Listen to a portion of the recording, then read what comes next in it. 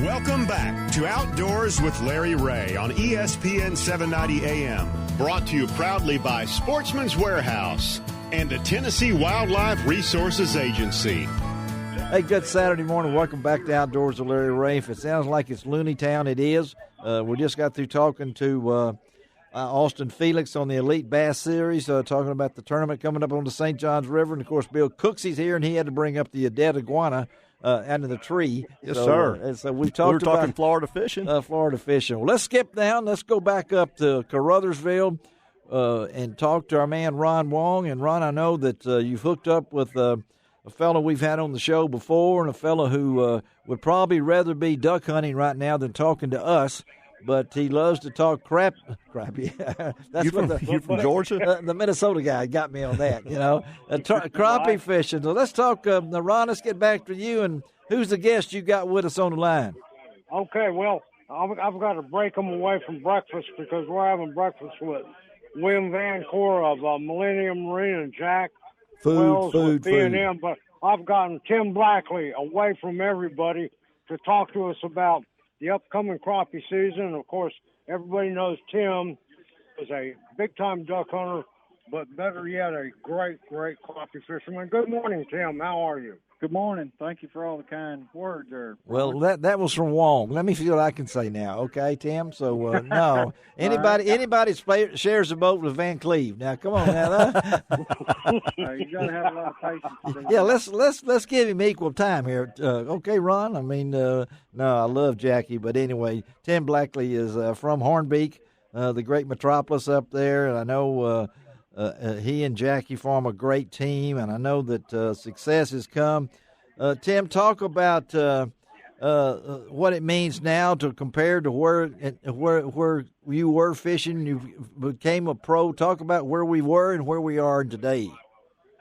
Well, we've just, in the last few years, we've come a great long distance in tournament crappie fishing as far as, the coverage, TV coverage, and the media coverage, social media coverage with American Crappie Trail. It's carried us to our next level for where we've been trying to get to for several years. It's a transparent up front where you know where you stand when you start as far as the money situation. They give away a brand new boat every tournament. Every tournament. And every tournament. Yeah, Ron would like to win one of those if y'all don't want yours. But, Ron, you have that what's the American Crappie Trail, which we feature a lot on this show. What do we got coming up, Ron? When's the next event on that for the American Crappie Trail? Well, actually, people are really looking forward to the 2019 National Championship. That's right. That'll be held in the end of May after the Classic, Bassmaster Classic. And it'll be at Sardis Lake. So That's for right. all of you in the Memphis Mid-South area, come on down for the weigh-ins to see a first-class show. And I know that when we talk to Tim there, Tim, I got to tell you something. I can relate to you. You know how? How's that? My dad was a car salesman, buddy. My dad was in the great automobile business for his entire life. He was the president of the Arkansas Automobile Association. I love anybody, and don't ever say anything bad about a car salesman around me. Okay? There you go. There you go. And I know, Tim, is that right? You guys have been in business over 80 years? Is that right? Well, we were. Things have changed just like they do in all. But you were in business, right? I mean, you were. Yeah, my grandfather started selling Chevrolet products in 1925. Golly. Continued for 84 years after that. Oh, that's amazing. Well, I want to throw that in there. So I respect you, buddy, not only because you fish with Jackie Van Cleve, but you got automobile in your veins there, too. So, got it running through the blood. Well, now, Ron, ask him a question. It sounds good. Hey, Tim, with the upcoming season this year for the American Crappie Trail, who are you going to be fishing with this year? Going to be fishing 2020 with Dan Porter from Campbell, Missouri. Yeah, okay. He's going to be, Jackie retired. Yes. He's mainly just guiding. He guides there on real foot. That's how he makes a living. And, we're on the road a lot. When he's gone, he's missing his clients. And people want to come fishing at real foot. And it's kind of kind of putting a damper on his business, so he decided to let go of the tournament trail and just concentrate on, taking care of his clients and guiding their own real foot. What about Dan? I mean, you've known Dan for a while, and yeah, we've got a lot in common. He's a duck hunting guide on Truman Lake. Oh, okay. We talk duck hunting. We talk mostly every day, and we fish. Our fishing is a lot in common. We're shallow water, structure type fishermen, and we fished a few tournaments together already, and we gel pretty good. And I think we're going to have a real good season. And Ron, now Tim, tell us why you're at Caruthersville. Why do you go? What does this event mean to you? Well, this is the Super Bowl as far as the crappie expo here. At Grizzly Jig, everything that you want to do with crappie is here. All the big name crappie fishermen, everything that you want for crappie fishing is here at Grizzly Jig in Caruthersville, Missouri. And Ron, that's Ron also knows there's food there too, Tim. So just watch out. Very good food. Hey, Tim. Also, you're going to be here today. You're going to be here tomorrow, also, right? Yes, sir. I'm here Thursday and Friday working and talking crappie fishing. Aren't you going to be showing off the new? Are you going to be showing the new B&M stick? Oh, I've heard that stick thing. Yeah. Fishing is changing. Crappie fishing is changing with the development of this live scope. And, B&M's changing also. We've come out with a pole specifically designed for the live scope, single poling, and it's stiffened up. You can flip a 2-pound fish right in the boat. But it's sensitive enough that you can feel those light bites also. So it's 13 foot, weighs 9 ounces. 9 ounces. It's really a great product. Well, I know you're a spider rigger too, aren't you? I mean, I am.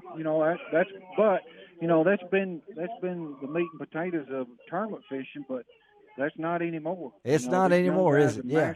They've mastered these electronics, and they've changed the face of tournament fishing. Well, Tim, we want to wish you success this year. And Ron, great job up there. Tim, watch out for Ron. Make sure he gets back to the interstate, okay? I mean, we'll get him taken care of. You, buddy. All right, buddy. Thank you, Ron. Good job, Tim. Thank you for being with us. All right.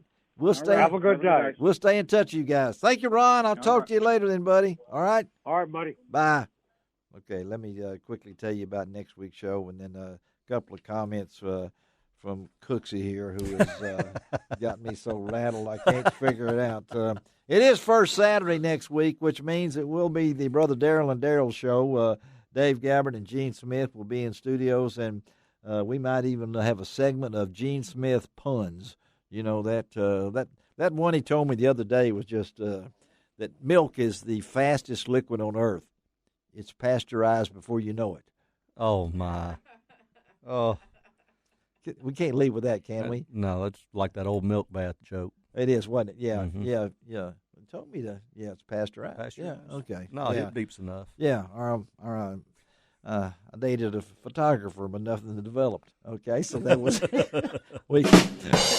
we can go on and on. So you're heading. What's your schedule look like? You going to New Orleans next week? Or? No, 2 weeks from now, going back to New Orleans. I was in New Orleans last week. Mm-hmm. Then after that, I'll go to NWTF, see a lot of my friends up there. Then I have some Everglades things, and then I'll be back in New Orleans and south of New Orleans in March. We'll be doing a lot of stuff for the 10th anniversary of BP to get the word out on how things have progressed since then. Some places where we need more. Well, let's talk on next month's show when you're on the fourth Saturday, if we can work it out and everything. Yeah.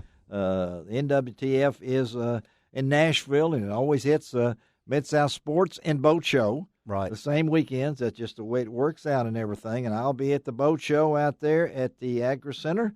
Looking forward to seeing all you folks as we have a kind of reunion.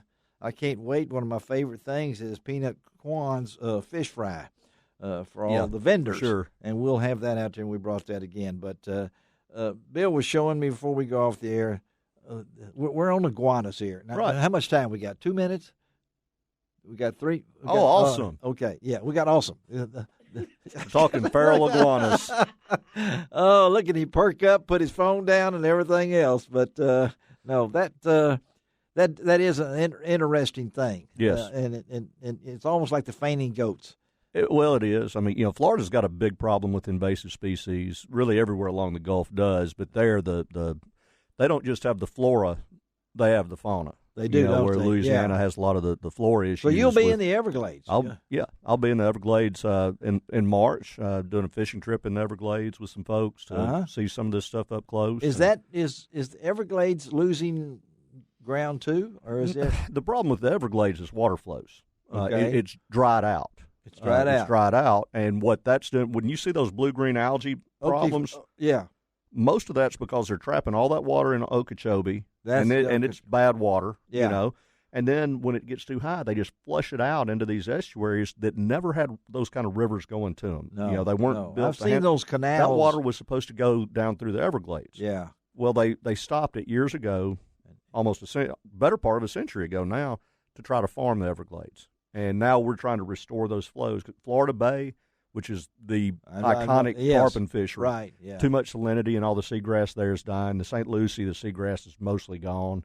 We're seeing all these toxic algae events. In the canals even. The houses, they can say, well, this is all used to be something else. I mean, I was supposed to, in October, do a fishing trip down there. And it's unheard of, late October, to have those blue-green algae events that late in the year. It's normally on national TV. It was on national TV. They were showing the places where they couldn't get out of there and things like that. I mean, they have some bad problems, but they're fixable. And fortunately, the Trump administration okayed a good budget jump for Everglades restoration, and we're hoping to see that continue in the future and get that corrected. Well, for all of South Florida.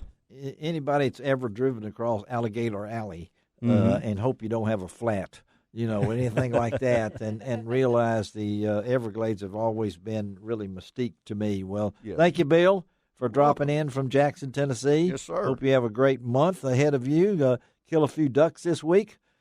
I'm going to do my best. We may check with you next week and see how it went. All right. Just to give you a call. Shelby, thank you for taking care of us. You always do. Go to lroutdoors.com. Wong has already sent in pictures from Caruthersville, including some with food in it. It's already come in, so check it out, lroutdoors.com. Go to the diner. Shelby's in the diner now. Shelby's in the diner. Yeah. She's in there now. I like it. Yeah. I'm gonna check it out. Check it out. We didn't take out Greg Ratliff. I guess he's in there in the Hall of Fame, I guess. But Shelby's in there. So this is Larry Ray reminding you I do each and every week what? It doesn't cost an extra cent to be a good sport. And what else? God bless the USA.